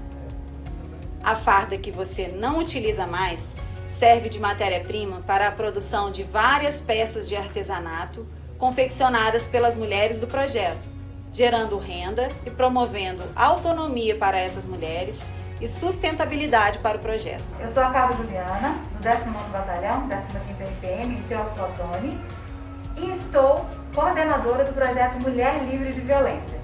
Nós temos o objetivo de prevenir a violência contra meninas e mulheres pela via do empoderamento feminino e autonomia econômica. No primeiro eixo, a gente trabalha com palestras, rodas de conversa, intercâmbio e dinâmicas de grupo. E o segundo eixo, a gente trabalha com a reutilização das fardas. A reutilização das fardas é um mecanismo importante para as mulheres porque gera renda. As fardas inutilizadas poderão ser entregues na P5 da sua unidade entre os dias 16 de agosto a 16 de setembro. Você poderá doar calças, gandolas e túnicas dos uniformes dos grupos A, B e C. Contamos com a sua participação. Vou colocar os meus slides que eu vou fechar só para vocês verem as imagens, né? Isso aí foi um bordado, um brinde que foi entregue para as mulheres militares no ano passado, quando se completou 40 anos do ingresso da mulher na Polícia Militar Mineira, que tem 247 anos. Né? É isso, 247 anos, nós estamos na Polícia Militar há 41 anos. Então, assim, temos muito que avançar. Né? Então, eu vou passar aqui só para vocês verem as fotografias, que eu já falei bastante, vocês podem ver depois. A ideia é trabalhar com esse bordado, esse artesanato, sem trabalhar aquela ideia de bordado de pano de prato, bordado de jogo de banheiro, bordado de cama mesa e banho, né? Para deslocar a mulher desse trabalho dos cuidados. Né? A gente precisa deslocar ela desse ensinamento, né, que foi feito de mãe de avó para mãe. Né? Aí são almofadas, são necessaires que a gente faz. Todos os materiais são doados, 70% do valor arrecadado vai para a mulher que fez e 30% vai para o projeto para ajudar a gente a comprar zíper, coisas que não são doadas. São as mulheres, isso aí é o grupo de mulheres, é o grupo principal de mulheres. Isso aí foi a visita do fórum, né? A visita técnica do fórum, a gente recebeu o prêmio, o selo de práticas inovadoras, aí sou eu fardada de novo, né? A nossa farda chique, de cerimônia. E a gente recebeu o selo em 2019, né, por esse trabalho com as mulheres. Aí são outras fotografias dos momentos que a gente aborda, chama várias pessoas. Essa última estava sentada no chão. Uma é defensora pública e a outra é médica, dermatologista, que acompanha a gente, né, lá nos trabalhos. Os trabalhos, nos eventos que falam sobre violência também, na perspectiva, no olhar delas. Oi? A Cleusa, ela faleceu nos primeiros 3 meses da pandemia de Covid-19. Então, a gente perdeu a Creuza para a Covid. Aí a gente colocou, a gente leva a foto da Creuza para todos lados, né? Porque ela era uma pessoa muito especial para a gente. Aí o comandante-geral da Polícia Militar, né, o seu coronel Rodrigo, aquele de máscara que está ali, é o comandante atual, né, que ele usou a máscara e fez uma propaganda para a gente no Instagram para dar, né, visibilidade, para fazer para fomentar esse trabalho. Essas duas outras são as presidente e a vice-presidente da AFAS, que é a instituição que nos deu um impulso, né, para nos ajudar a trabalhar essa divulgação. Esses são os produtos, a bolsa que é feita com a camisa. Aí tem bolsas mais elaboradas, tem bolsas menos elaboradas, tem bolsas que imitam a Frida, né, a Frida Kahlo, outras que imitam, que retratam a realidade delas, a árvore, a casinha. Aí são os presentes, os brindes que a gente doou para as mulheres militares no ano passado. Tá acabando. Aí a replicação para outros municípios, mais 5 municípios. Frei Gaspar, né? A gente está replicando esse trabalho para Frei Gaspar, para Catugi, para Ouro Verde de Minas, e para Pato Paraíso e para Ataleia. São municípios com baixíssimo IDH, Índice de Desenvolvimento Humano. E a gente sabe que onde há baixo índice de desenvolvimento humano, há também um índice de violência considerável e de subnotificação. Finalizando, tá bom? Não. Os resultados eu posso falar depois. Sim. Aí, meu contato, pronto. Obrigada.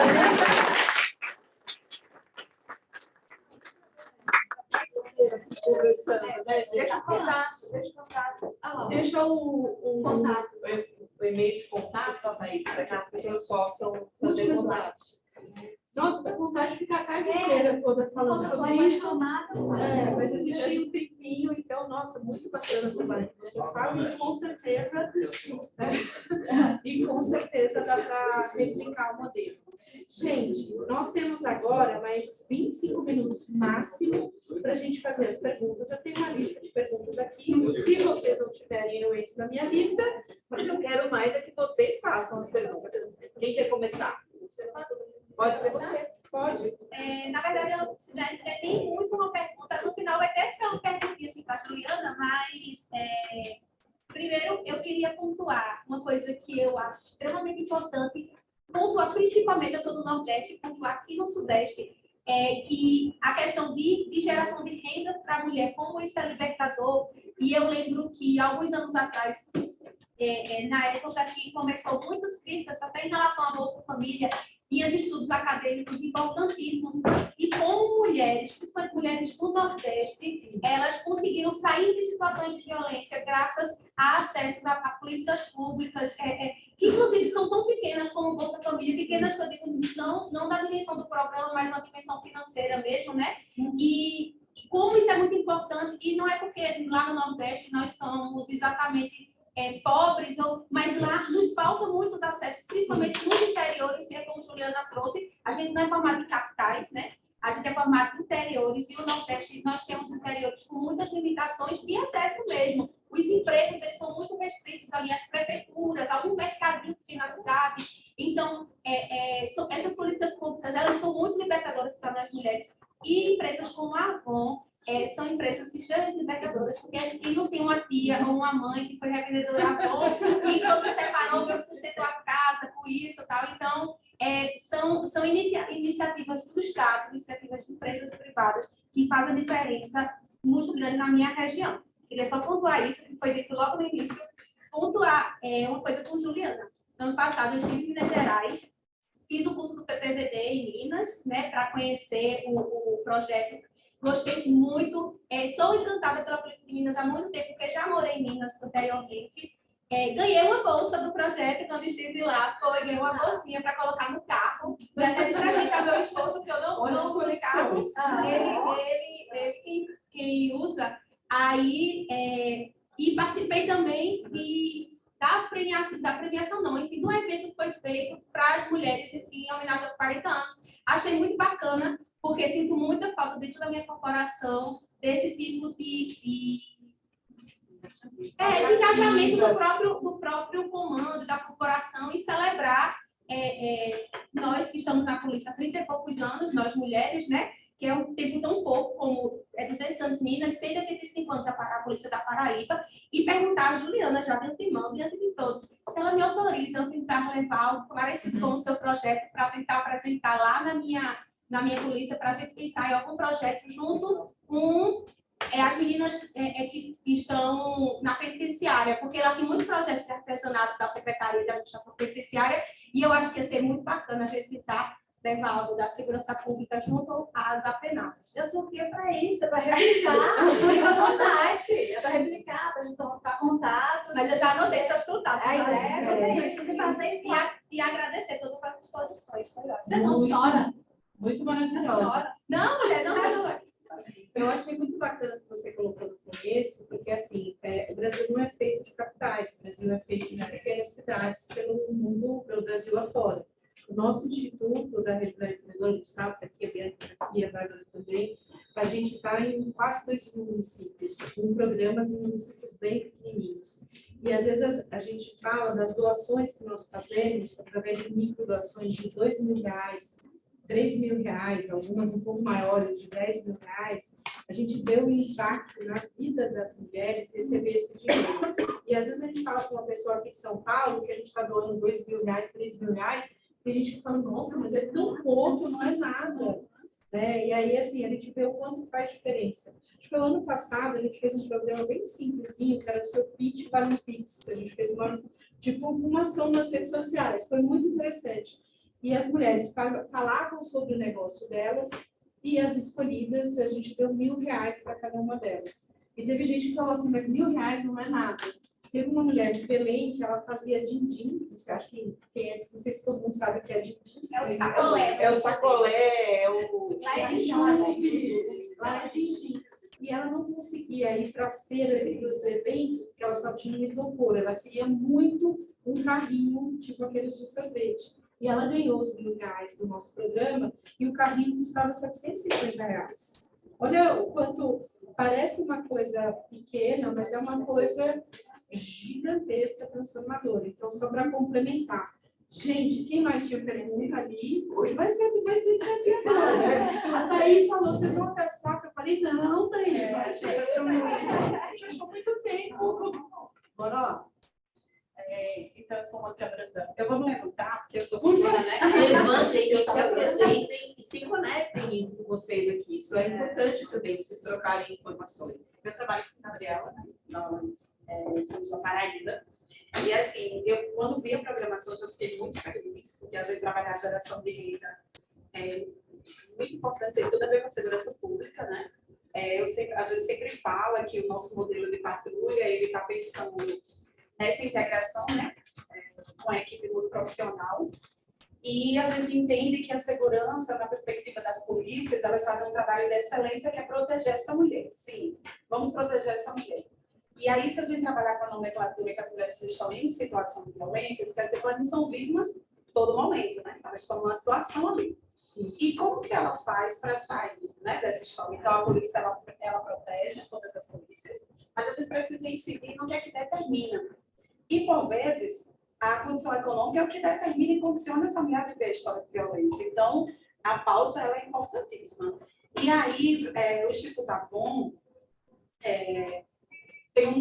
teve um trabalho que, para mim, foi fenomenal na pandemia, né, que foi o programa COLE. E, para a gente da Paraíba, foi extremamente importante, porque estávamos ali no auge da pandemia, onde estávamos desesperados, onde iriam colocar essas mulheres, né? Eu acho que trabalhar com a pauta da mulher tem que ter identidade. A gente vai avançar, a gente vai formar, mas tem que ter identidade. E enquanto a gente tiver uma perspectiva de que o servidor público ele não pode ser trocado porque ali é mais bacana para ele, a gente não vai avançar.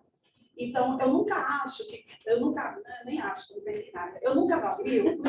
que enfrentar a violência contra a mulher é pelo viés unicamente da segurança pública, na perspectiva de criar delegacias.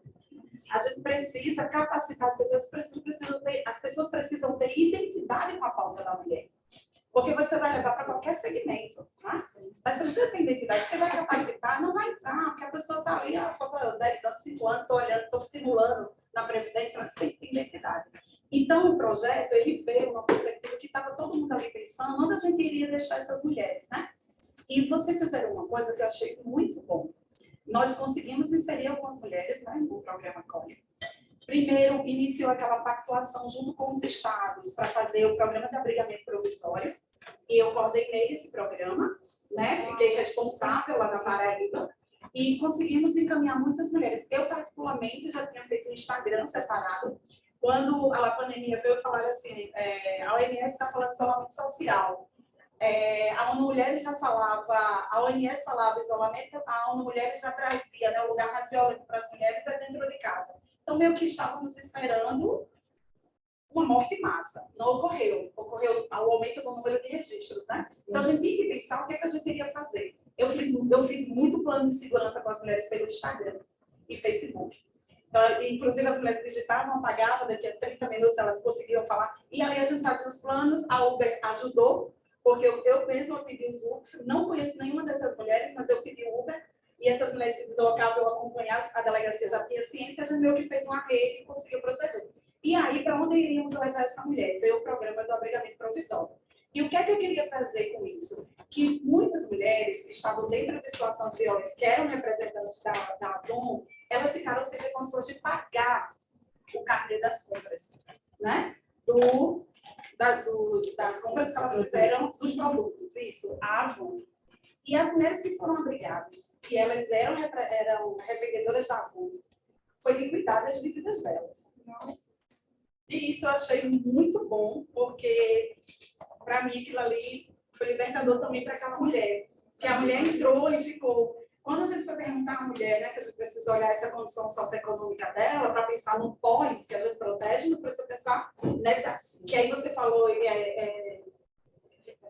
ingresso, você falou algo assim, de reintegrar, não foi? Aí eu falo nem de ré, eu sempre quando eu vou falar de inserção, eu falo ré, né? Porque muitas dessas mulheres sequer foi inserida, né? Algumas a gente vai reinserir, mas a grande maioria delas sequer foram inseridas, na verdade. Então, o que eu queria trazer, queria te perguntar, era o que está se pensando para essas mulheres que elas estão vendendo, está tudo bem, daqui a pouco elas estão dentro de uma violência patrimonial que elas não conseguem mais pagar. E aí era um único meio, e aí ela fica, né, vamos dizer, num senso comum, com restrição, e ela não tem mais como acessar. Eu queria saber que o Instituto Avon, se já tem algum projeto, o que é que se está pensando com relação a isso.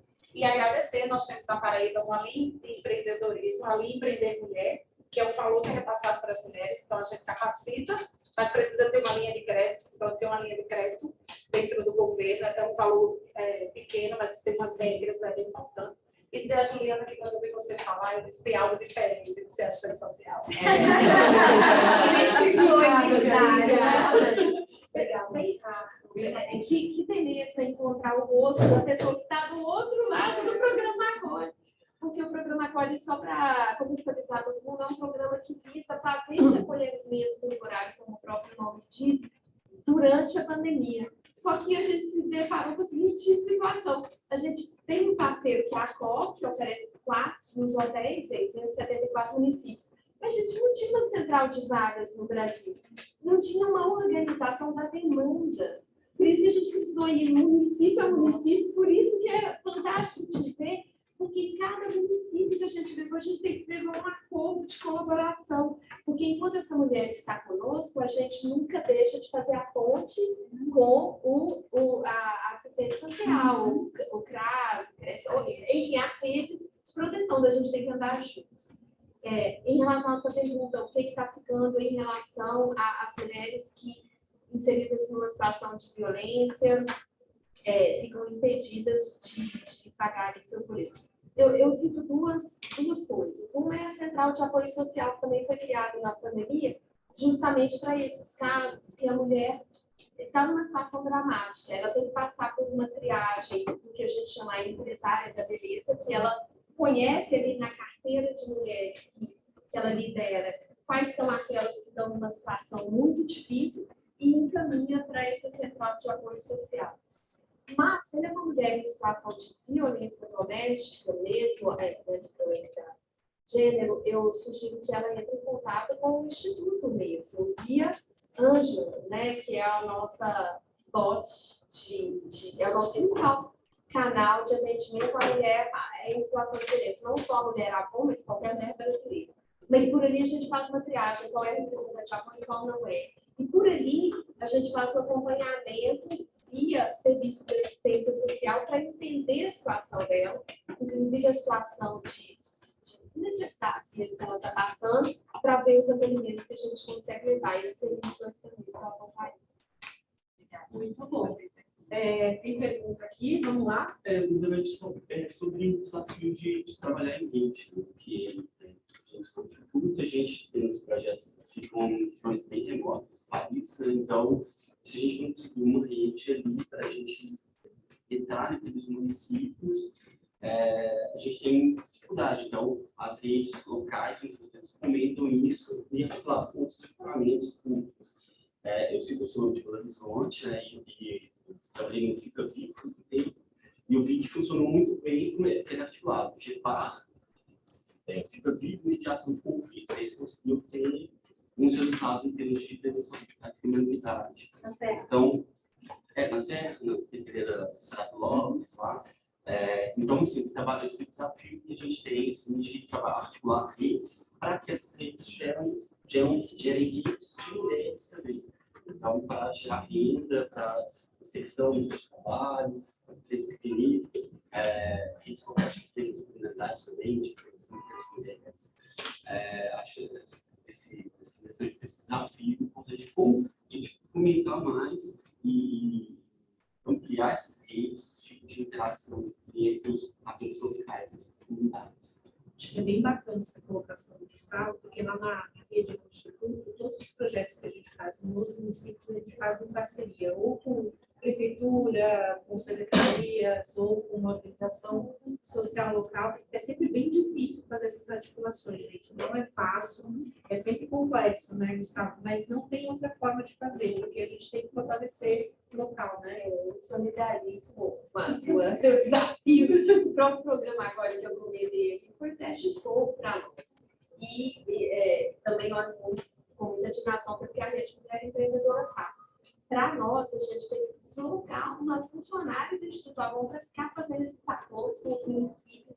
Ela fica ali, está no trabalho violento, mas a gente reparou que, olha que coisa bonita que a gente descobriu, que ao levar também os recursos que a gente leva, a saber, as diárias nos hotéis, o atendimento psicológico, o atendimento assistencial, a gente acaba sendo um vetor de união da rede.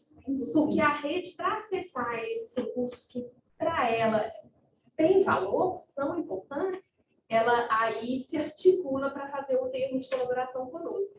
E o que a gente conseguiu nesse período pandêmico, grosso modo, 1 ano e meio, foi fazer a gente chegou a 202 municípios, e aí a gente viu o poder que a gente tem de criar laços entre eles. Então, a gente tem feito webinários com as redes de Mato Grosso, Minas Gerais, Paraíba, e aí vem diversas disciplinas, então vem o assistente social, vem o fiscal, juntos nesses webinários, trocando experiências.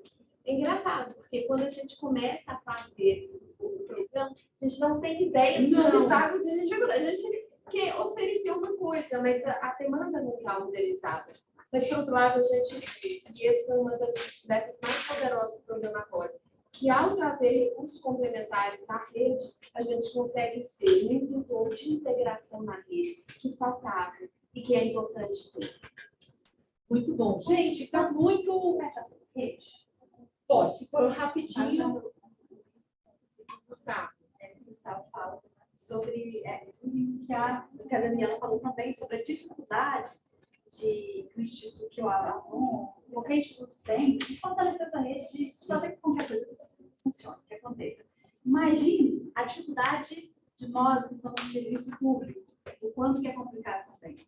Se a gente tem ali, né, a mudança de governos, os governos é que gerem o Estado, né? E o Estado é responsável pela política pública, e a política pública fica na mão desses governos. E a gente que está ali como servidor público, a gente tem que ficar sambando naquilo ali também, né? O quanto que é difícil para a gente também a articulação da rede de atendimento, que a rede de atendimento está dentro da rede de enfrentamento, né? De atendimento seria do setor público.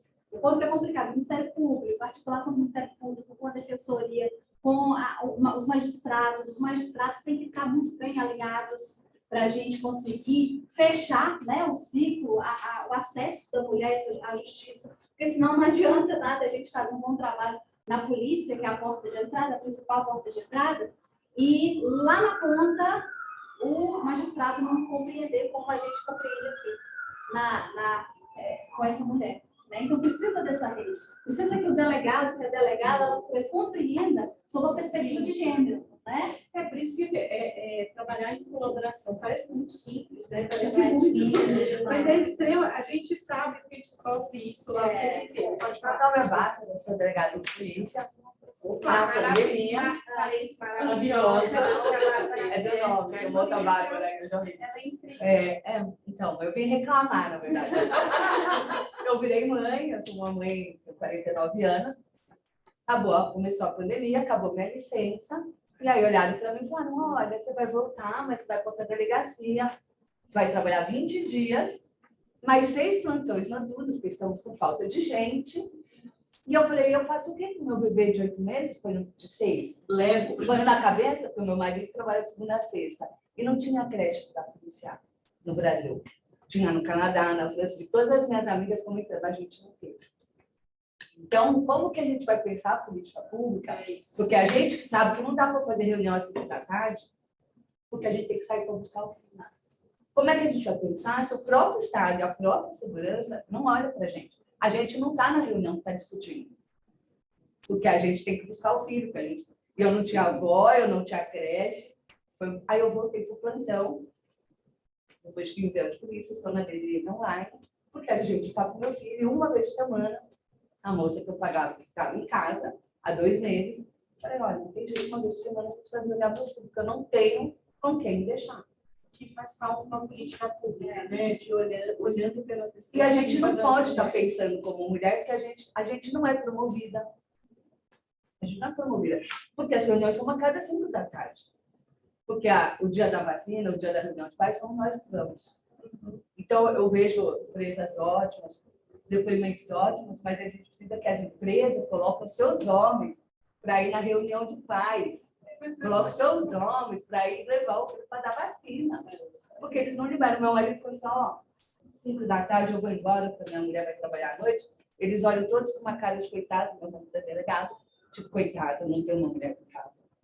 É difícil. Então, eu olho o seu trabalho e falo, elas são heroínas, porque eu que sou delegada em São Paulo, com mestrado, professora da academia, para mim é difícil. Para mim está difícil, então imagino. Você tem toda a razão, a gente já conversou sobre isso e sou solidária.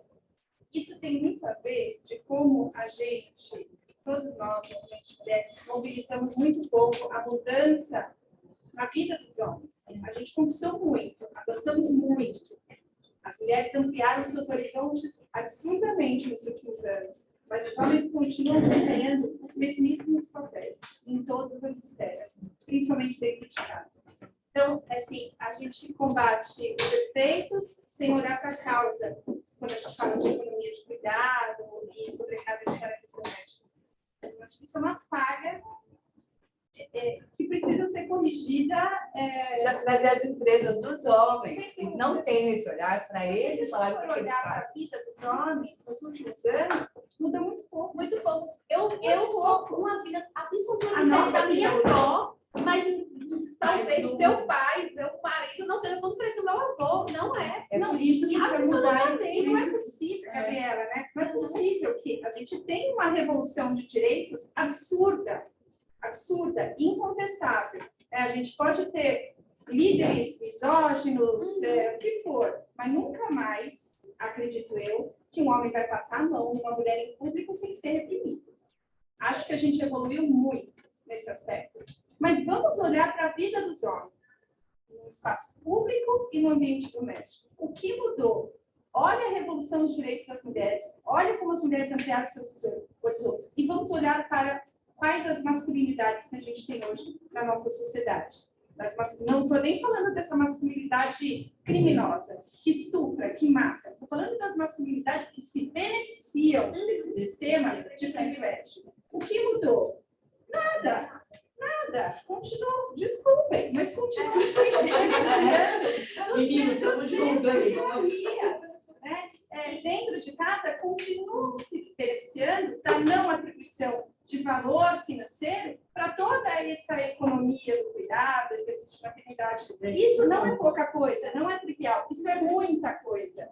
Toda vez em que um homem não divide, e aí falando de maternidade, pena que a professora fez a pergunta, né, falando sobre a licença maternidade é muito mais do que, tudo, é a gestação que é penosa para muitas mulheres, é amamentar que desgasta as mulheres, que não conseguem dormir, é muito mais que isso, a maternidade. Não é só parir, não é só amamentar, é a carga mental que não é dividida entre homens e mulheres de família. Essa história da mulher ter a família na cabeça, quando sai de casa para trabalhar 100% do tempo, isso não é dividido entre homens e mulheres. O homem está lá 100% na sua reunião de trabalho, negociando, fazendo acontecendo. A mulher está fazendo isso com a família na cabeça. No grupo da família, no grupo das crianças. Gente, isso Gente, eu tenho um prazo. Essa conta não fecha. Eu nasci Tudo bem? Podemos deixar mais um pouquinho? Eu nasci na Alemanha. Quando eu nasci, meus dois pais estudavam, exilados, etc. A creche chamou eles, mandou levar o horário da faculdade. Pelo seu horário, o senhor leva e ela busca. Eles decidiram, então não tá, era muito mais justo. Por isso que tem que mudar o jogo. Isso na aí. economia. Oi? Berlim. Por isso tem que mudar o jogo na economia do cuidado. Gente, que debate incrível. Deixa eu só responder uma questão que acho que a Beatriz, né? Não sei se é o nome. Mônica. A Mônica colocou.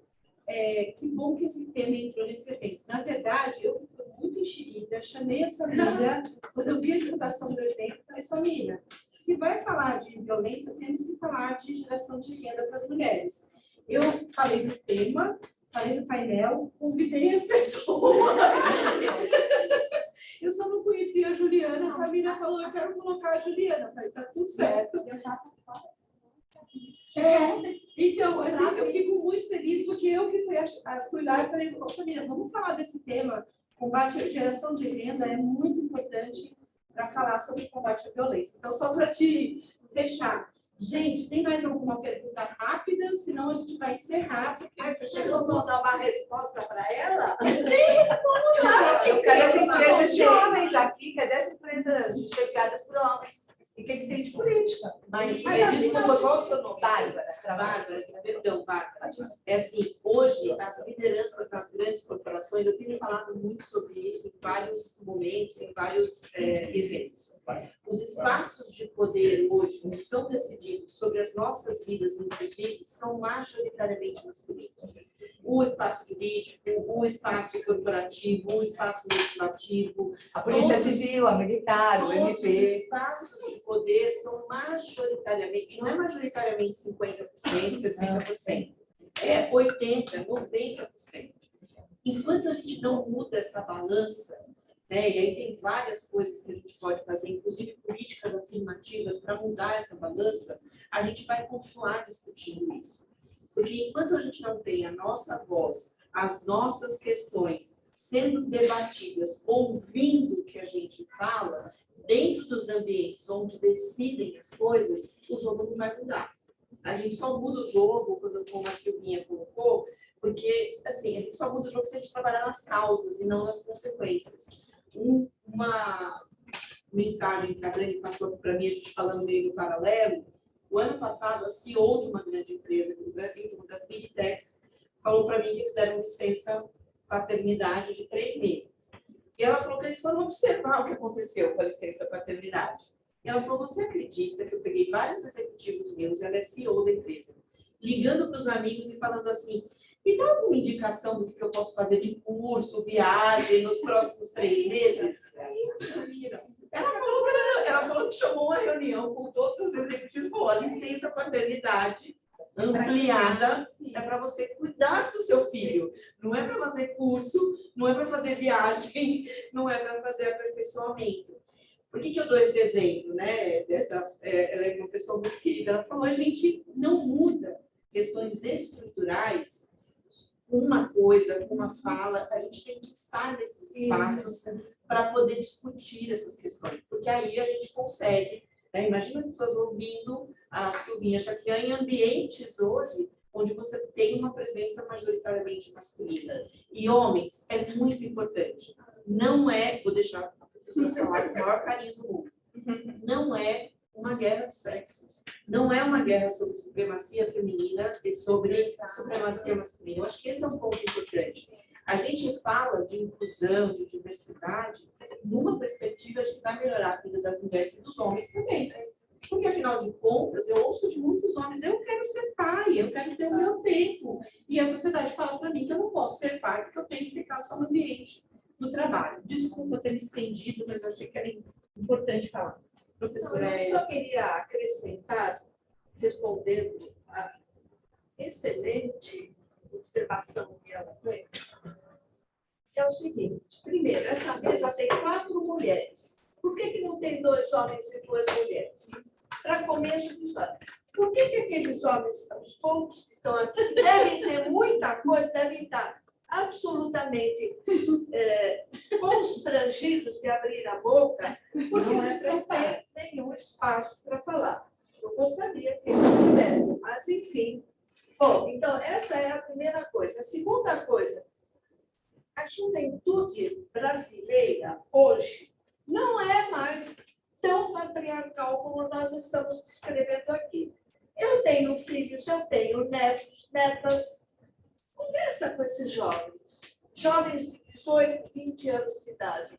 Nenhum quer saber nem de casar, simplesmente casamento não é o objetivo. Quando tem o objetivo de casar, todo mundo já sabe, ou pelo menos já estudou e já quer ter algo. Estou falando de classe média.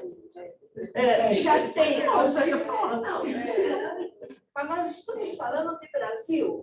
Então, nós já temos jovens que estão feministas, que querem cuidar dos filhos. Eu ando na rua, eu vejo os homens com o bebê no colo. Hoje tinha um rapaz aí com o bebê. O meu filho, quando teve uma filha, ele andava com... Ele comprou aquele negócio da Bolívia, ele era o único que tinha o bebê no colo, assim, no peito. E os homens paravam ele na rua e diziam: onde você arranjou isso? Quer dizer, é uma mudança de mentalidade. Nós temos que dar força para esse tipo. As escolas têm que trazer essa mentalidade que a Silvinha colocou. As escolas, nós temos que falar em sexualidade para bebês. Esse país hoje está proibindo a gente de falar. Você falou hoje, estão proibindo a gente de falar com uma criança que ela tem prazer, sim. Quem pode tocar no corpo dela, quem não pode. Nós já estamos vivendo um outro momento. Não é mais agora a hora da gente pegar as pessoas pobres e fazer de conta que elas são pessoas rústicas. Não são. Elas estão vivendo com a televisão, com o telefone celular. Eu, cada vez que eu tenho que pegar o meu telefone celular, que eu erro, eu tenho uma moça que vem na minha casa que me ensina. Sinceramente, ela sabe 1000 vezes mais do que eu. Então, o mundo hoje já é outro. A mentalidade dos jovens, eu não estou dizendo que não tem violência, tem muita violência, mas a gente já está educando. Nós fizemos esse feminismo para quê? Se não é para essa nova educação, que não pode ser a exceção. Professora, a gente não pode ter um homem carregando um bebê e falar: nossa, tá tudo bem, temos um homem. Eles ainda são poucos. Claro que são poucos, mas se você não der força... Esses homens que estão aqui são homens bons, eu não tenho dúvida disso. Mas vocês estão aqui. Deixa eu olhar mas são poucos. Porque quando começou o feminismo, nós éramos quantas? Nós éramos poucas. Mas a mudança não é assim? Sim, a mudança é. A mudança mas é a gente aos poucos. precisa brigar porque essa mudança precisa ser para mais acelerada. E eu concordo com a senhora 100% quando a senhora fala dessa masculinidade, dos seus netos, dos seus filhos. Porque Mas eu também tenho os acho. alunos. Mas eu também acho que essa masculinidade de ostentação, que exalta a habilidade como valor social, está fora de moda, fora de ordem. Mas quando a gente vê um líder, né, exaltar essa habilidade e arrastar aí milhões, aí você vê que a gente tem um problema. Você chega a 100% de acordo. Vamos lá, gente. Eu tenho um desafio aqui. Tá certo? Eu tenho um desafio em gráfico, mas vamos lá. Só para a gente. Nós temos. Eu tenho dúvidas desse debate, Thaís, eu vou retratar, mas ainda temos que ver o próximo, vamos falar com as famílias, no próximo a gente vai incluir mais essa temática, eu fico muito feliz dessa temática que se incluída nessa edição do fórum, tenho certeza que não vai sair mais, né, a temática de inclusão e de gênero. Eu acho que é importante também a gente ter consciência que a gente vive no Brasil, que é o 7º país mais desigual do planeta, né, e com essa desigualdade, e a gente vive num país onde 100 milhões de pessoas acordam todos os dias e não sabem se vão ter as 3 refeições por dia. Onde nós temos 30 milhões de pessoas que não têm o que comer, então que não sabem, não vão ter nenhum das alternativas de comer todos os dias. Por que eu estou falando isso? Porque a gente vive num país desigual, machista, racista, violento, mesmo que a gente esteja vivendo em alguns aspectos algumas mudanças. Eu não estou, assim, a gente não fecha os olhos, né, para as mudanças que vêm acontecendo, mas elas não acontecem na velocidade que a gente precisa que elas aconteçam. Não acho que a gente está pior do que a gente esteve há, sei lá, 3, 4 décadas, mas não chegamos assim nem de perto numa equidade, numa igualdade de direitos. Temos um caminho longo. Ainda mais dentro dos recortes de raça e tudo. Quando você coloca raça, gênero e vários outros marcadores sociais, cada um deles vai te adicionando desafios e questões que são muito sérias. Eu adoraria ficar aqui mais umas 2 horas falando, mas a gente tem o nosso tempo, acho que todo mundo tem compromisso. Eu queria demais agradecer e pedir uma salva de palmas para a Silvinha, para a Daniela.